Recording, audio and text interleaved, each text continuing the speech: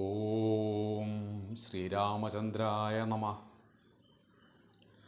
രാമായ രാമഭദ്രായ രാമചന്ദ്രായ വേധസേ രഘുനാഥായ നാഥായ സീതായാഹ പദയേ നമഃ.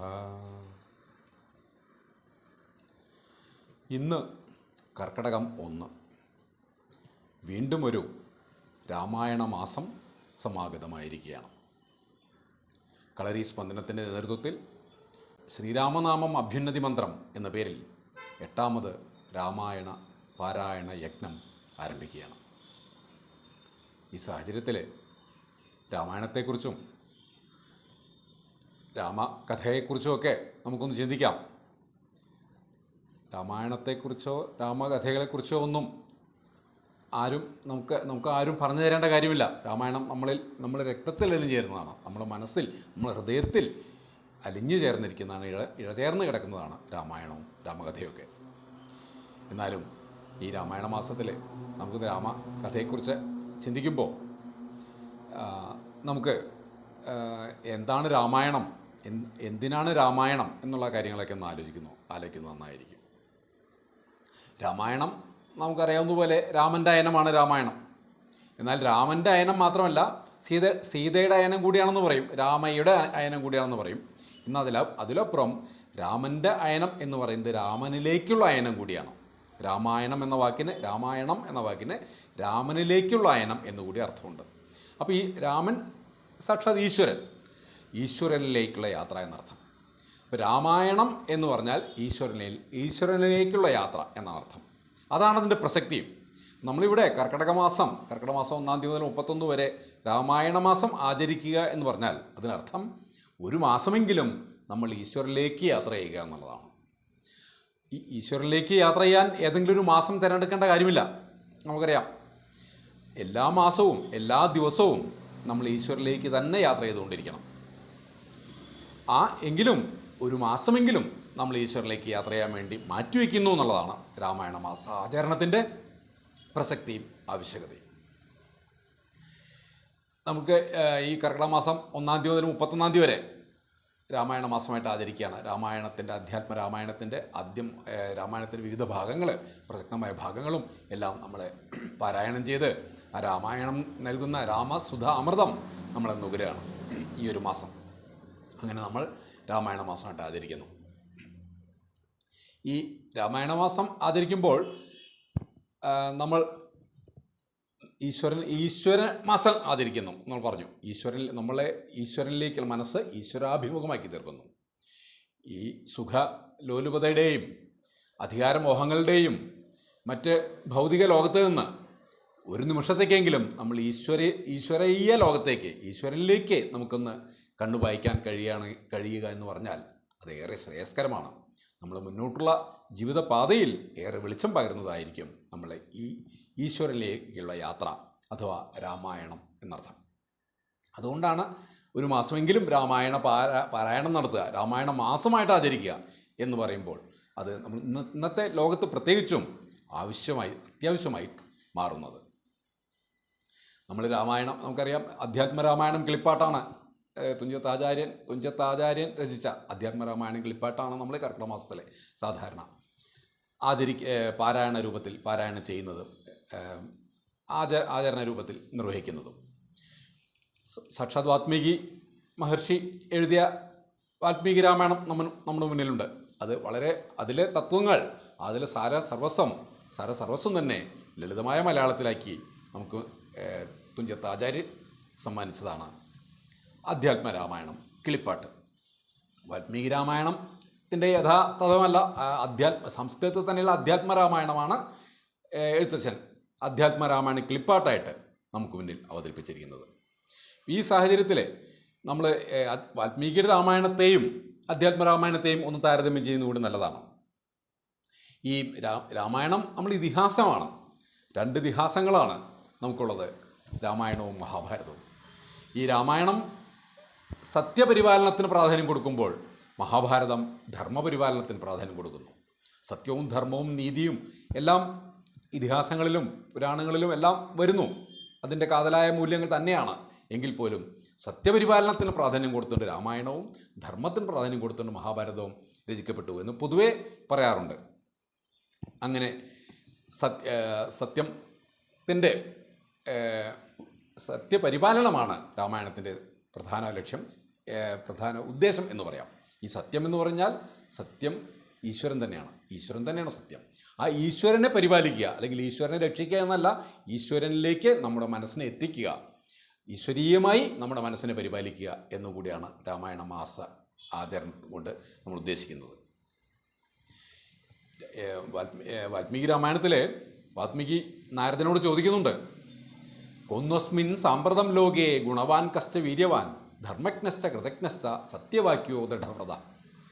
വാൽമീകി നാരദനോട് ചോദിക്കുക, ഈ ലോകത്ത് ഏറ്റവും ഗുണവാനും വീര്യവാനും ധർമ്മജ്ഞനും കൃതജ്ഞനുമൊക്കെയായ, ധർമ്മം അറിയാവുന്ന ആളുമൊക്കെ ആയ സത്യവാക്യോ ദൃഢവ്രതനായിട്ട്, സത്യം പറയുന്ന, സത്യത്തിന് പ്രാധാന്യം കൊടുക്കുന്ന ദൃഢവ്രതനായിട്ട് ആരുണ്ട് എന്ന് ചോദിക്കുന്നു.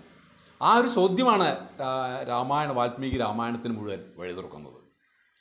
ആ ചോദ്യത്തിന് നാരദർ പറയുന്ന മറുപടി, ധർമ്മജ്ഞ സത്യസന്ധശ്ച പ്രജാനാം ച ഹിതേരഥ യശസ്വി ജ്ഞാനസമ്പന്ന ശുചിർവശ്യ സമാധിമാൻ എന്നൊക്കെ പറഞ്ഞ് വളരെ വിശദമായിട്ടാണ് മറുപടി കൊടുക്കുന്നത്. ധർമ്മജ്ഞനായിട്ടും എന്നാൽ സത്യസന്ധനുമായിട്ടുള്ള ഒരു വ്യക്തി ഈ ലോകത്തുണ്ട്.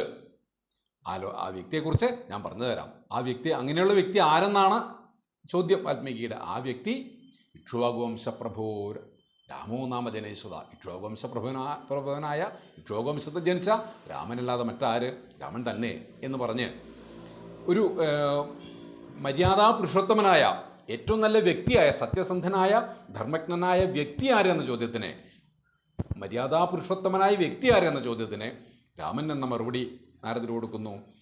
അങ്ങനെ മര്യാദാ പുരുഷോത്തമനായ രാമനെയാണ് വാൽമീകി മഹർഷി അവതരിപ്പിക്കുന്നത്. എന്നാൽ അതിൻ്റെ തന്നെ അധ്യാത്മ രാമായണം സംസ്കൃതത്തിലെത്തുമ്പോഴേക്കും ഈ മര്യാദാ പുരുഷോത്തമൻ എന്നുള്ളതിൽ നിന്നും കൂടി ഒരുപടി ഉയർന്ന് ഈശ്വരാംശ അവതാരമായ ഈശ്വരാംശ ഉള്ള വ്യക്തിയായിട്ട് മാറുന്നു. അത് അധ്യാത്മരാമായണം കിളിപ്പാട്ടാകുമ്പോഴേക്കും അത് ഈ യഥാർത്ഥ ഈശ്വരൻ്റെ അവതാരം തന്നെയായി ആയിട്ട് ശ്രീരാമദേവൻ മാറുകയാണ്. ശ്രീരാമദേവനെ ആ രീതിയിലാണ് അധ്യാത്മരാമായണം കിളിപ്പാട്ട് നമ്മൾ മുന്നിൽ അവതരിപ്പിക്കുന്നത്. അധ്യാത്മരാമായണത്തിൻ്റെ തന്നെ കിളിപ്പാട്ടിലെ ബാലകാണ്ഡത്തിൽ പറയുന്നു, ശ്രീരാമൻ പരമാത്മാ പരമാനന്ദമൂർത്തി പുരുഷൻ പ്രകൃതിതൻ കാരണനേകൻ പരൻ പുരുഷോത്തമൻ ദേവൻ അനന്തൻ ആദിനാഥൻ ഗുരുകാരുണ്യമൂർത്തി പരമൻ പരബ്രഹ്മം എന്ന്. ശ്രീരാമൻ പരമാത്മാവ് തന്നെയാണ് എന്ന് പറയുകയാണ് അധ്യാത്മരാമായണ കിളിപ്പാട്ടിൽ. പരമാത്മാ പരമാനന്ദമൂർത്തി, പരമാനന്ദമൂർത്തിയായ പരമാത്മാവാണ് ശ്രീരാമദേവൻ, സാക്ഷാത് പരബ്രഹ്മം തന്നെയാണ് ശ്രീരാമദേവൻ എന്ന് വളരെ വ്യക്തമായിട്ട് ശ്രീരാമദേവനെ അവതരിപ്പിച്ചുകൊണ്ടാണ് അധ്യാത്മരാമായണം കിളിപ്പാട്ട് ആരംഭിക്കുന്നത് തന്നെ. അപ്പോൾ അതുകൊണ്ട് തന്നെ ഇത് ഒരു ഈശ്വരനിലേക്കുള്ള യാത്ര ആവുന്നത്, അവിടെ സാർത്ഥകമാവുന്നത് ഈ രീതിയിലാണ്.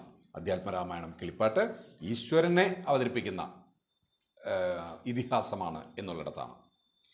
ഇവിടെ വാൽമീകി രാമായണത്തിൽ രാമോ വിഗ്രഹവാൻ ധർമ്മ എന്ന് അവതരിപ്പിക്കുന്നത്, രാമൻ ധർമ്മത്തിൻ്റെ വിഗ്രഹമാണ്. ധർമ്മം ഉടലെടുത്ത വ്യക്തിയാണ് രാമൻ എന്ന് പറയുന്നുണ്ട്. ധർമ്മത്തിൻ്റെ മൂർത്തിമത് ഭാവമാണ് രാമൻ എന്നൊക്കെ പറയുന്നത്. അവിടെയൊക്കെയും വിഗ്രഹവാൻ ഒരു വ്യക്തി രീതിയിലാണ് അവതരിപ്പിക്കുമ്പോൾ ഇവിടെ സാക്ഷാൽ ശ്രീരാമൻ പരമാനന്ദമൂർത്തി എന്ന രീതിയിൽ അവതരിപ്പിക്കുന്നു. അങ്ങനെ ശ്രീരാമദേവൻ മഹാവിഷ്ണുവിൻ്റെ അവതാരമായിട്ട് വിഷ്ണു അംശ ഭൂതനായിട്ട് പരമാത്മാവായിട്ട് നമ്മൾ മുന്നിൽ വിളങ്ങുകയാണ്. ആ ശ്രീരാമനിലേക്ക്, അതുകൊണ്ട് തന്നെ ആ ഈശ്വരനിലേക്കാണ് നമ്മുടെ ഈ യാത്ര, രാമായണം, ഈ ഈശ്വരനിലേക്കുള്ള ഇവിടുത്തെ യാത്ര. അപ്പോഴാണ് നമ്മളിലും ഈശ്വരനിലേക്ക് എത്തുന്നത്. ഈശ്വരനിലേക്ക് നമ്മൾ ചെല്ലുമ്പോൾ നമ്മൾ ഈശ്വരനിലേക്ക് എത്തുന്നു, നമ്മളും ഈശ്വരനായി മാറുന്നു.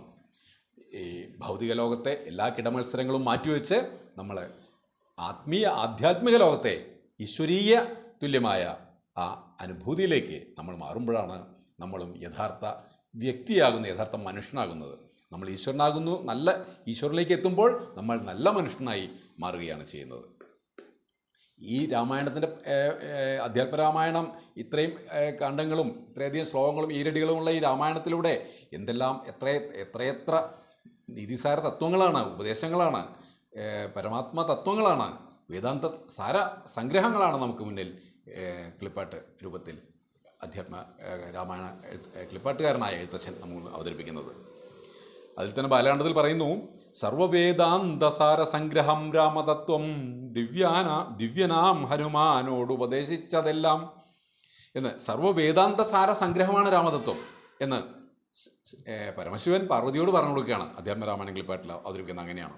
ഇത് സർവവേദാന്തസാര സംഗ്രഹമാണ്. വെറും ഒരു രാമകഥ മാത്രമല്ല, രാമനും സീതയും ലക്ഷ്മണനും ഒക്കെ അടങ്ങിയ ഏതാനും ചില വ്യക്തികളുടെ ജീവിതമല്ല, അല്ലെങ്കിൽ വ്യക്തികളുടെ മാനസിക സംഘർഷങ്ങൾ മാത്രമല്ല രാമായണം.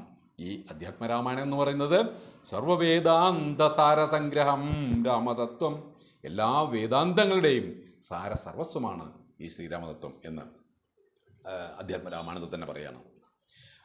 അങ്ങനെ ഈ രാമായണത്തിലൂടെ നമ്മൾക്ക് മുന്നിലേക്ക് എത്തുന്ന വേദാന്ത സാരസർവത്വം തന്നെയാണ്. ഈ ജീവിതത്തിൽ നമ്മൾ അറിഞ്ഞിരിക്കേണ്ട എന്തെല്ലാം ധാരാളം തത്വങ്ങൾ തന്നെയാണ് രാമായണത്തിലൂടെ നമ്മൾ പറഞ്ഞ് നമുക്ക് മുന്നിൽ അവതരിപ്പിക്കപ്പെടുന്നത്.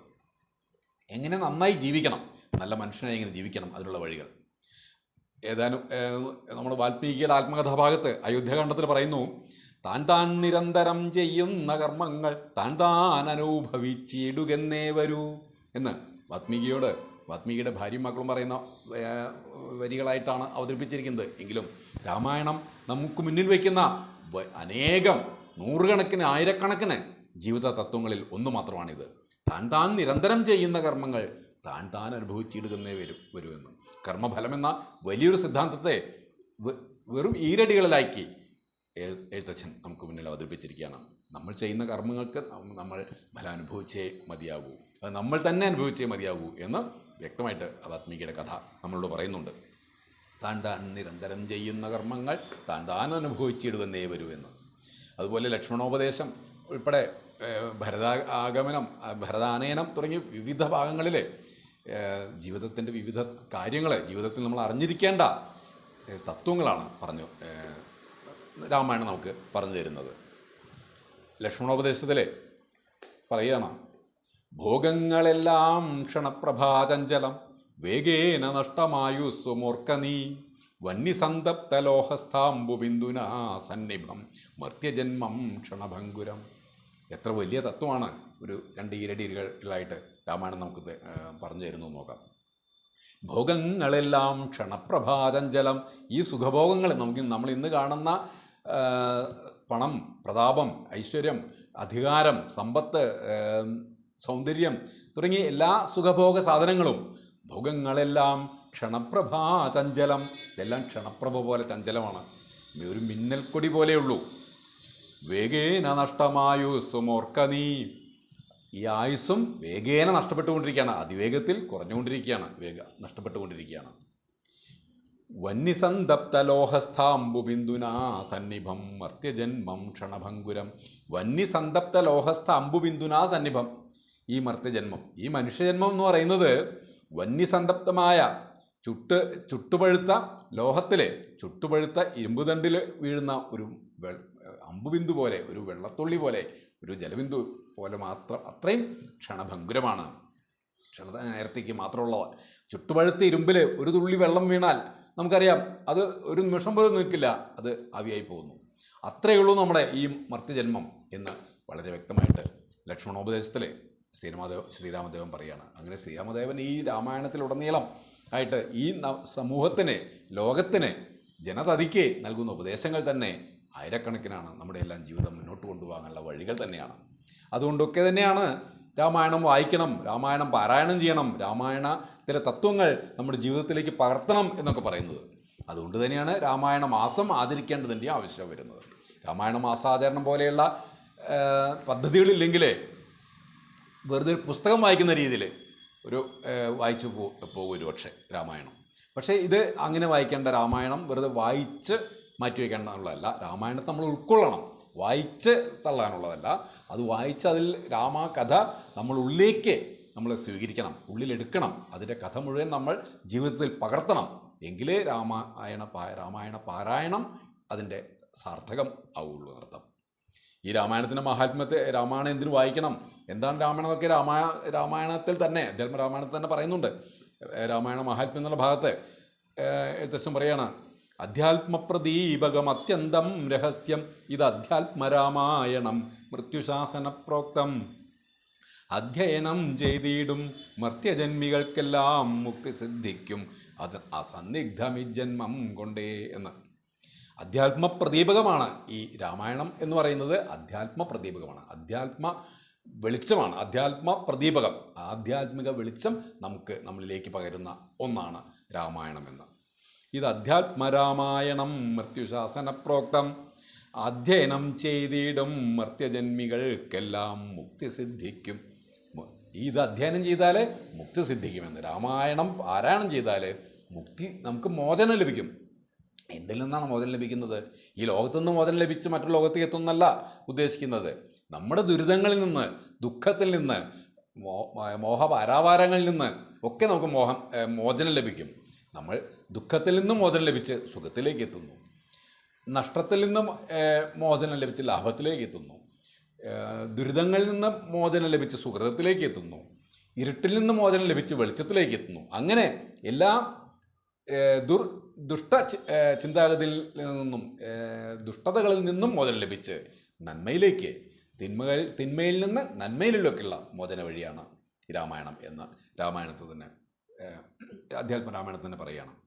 അങ്ങനെ നമുക്ക് ഈ രാമായണ മാസത്തിൽ ശ്രീരാമദേവൻ്റെ ചരിതം വായിച്ച് രാമായണ പാരായണത്തിലൂടെ നമുക്ക് ഈശ്വരനിലേക്ക് നടന്നെത്താം. ശ്രീരാമം ത്രിജഗദ്ഗുരും സുരവരം സീതാമനോനായകം ശ്യാമാംഗം ശശികോടിമഞ്ജുവദനം വക്ഷോല്ലസത്കൗസ്തുഭം സൗമ്യം സത്വഗുണോത്തമം സുസരയൂതീരേ വസന്തം പ്രഭും ത്രാതാരം സകലാർത്ഥസിദ്ധിസഹിതം വന്ദേ രഘൂണാം പതിം. ത്രാതാരം സകലാർത്ഥസിദ്ധിസഹിതം വന്ദേ രഘൂണാം പതിം. വന്ദേ രഘൂണാം പതിം. വന്ദേ രഘൂണാം പതിം. നമസ്കാരം.